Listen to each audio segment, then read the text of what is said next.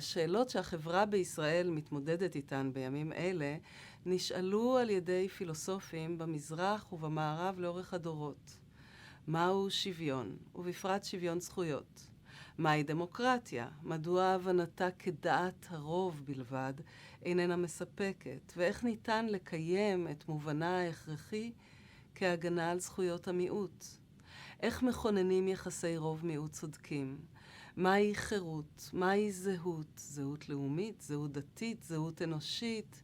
כדאי להכיר את הזוויות הפילוסופיות של הנושאים הבוערים האלו, כשאנחנו נוקטות ונוקטים עמדות שהשלכותיהן על החברה שלנו מרחיקות לכת. לא אוכל להתעמק עכשיו אפילו באחת מהשאלות האלו, אבל אוכל להציע הצעה קטנה ביחס לגישה יסודית לאותן שאלות, כפי שלמדתי מהעיסוק בפילוסופיה המשווה, שעניינו ברור של שאלה או רעיון בעזרת נקודות מבט מרובות ורחבות כלפיה, ובפרט כאלו שמקורותיהן התרבותיים והדתיים שונים מאלו שלי. הנחת יסוד ראשונה בעבודתי היא כי מאחר שהאפשרות שלנו להבין מוגבלת על ידי מעגלי התרבות, המסורת ודרכי המחשבה שלנו עצמנו, הרי שהלימוד מתרבויות מרוחקות במקום ובזמן מאפשר לנו להרחיב את הבנתנו המושפעת מטבעה על ידי המוכר שלתוכו צמחנו, ובהמשך לכך להבין טוב יותר צרכים של אחרות ואחרים. שנית, מההבנה הזאת עולה חובתנו ואחריותנו כשותפות ושותפים למציאות אחת לנסות להבין אחרות ואחרים, לפרוץ את מסגרות ההבנה שלנו ולא להיצמד לעולם לשיטת מחשבה כזו או אחרת, כאילו אין לה תחליף.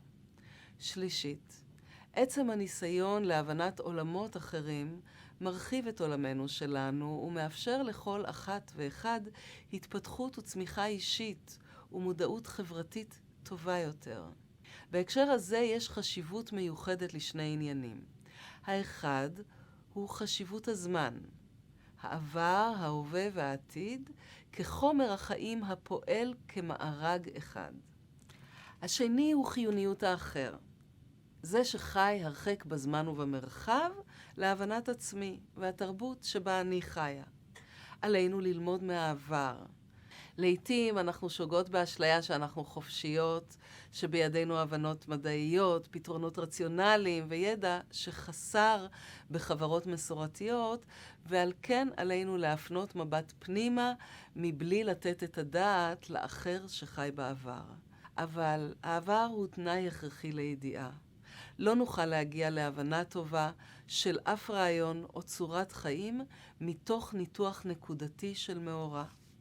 בנוסף, לא נוכל להסתגר בתוך התרבות המערבית האירופוצנטרית ולהסתפק בה להבנה ללא הבנת האחר המרוחק מאיתנו.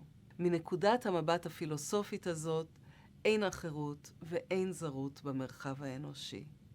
הפילוסופיה שלהבנתי כל עניינה הוא הבנת האדם מחייבת ראייה חוצה גבולות, על-לאומית, על-תרבותית ועל-זמנית.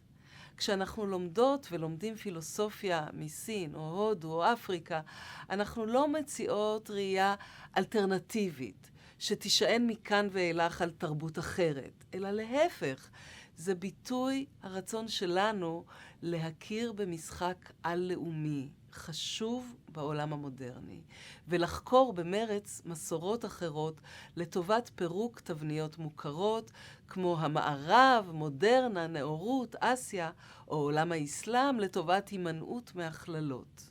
לימוד האחרת, השונה, מעניק ביטחון באחרות ובאחרים, ויכולת טובה יותר לדיאלוג. Thank you.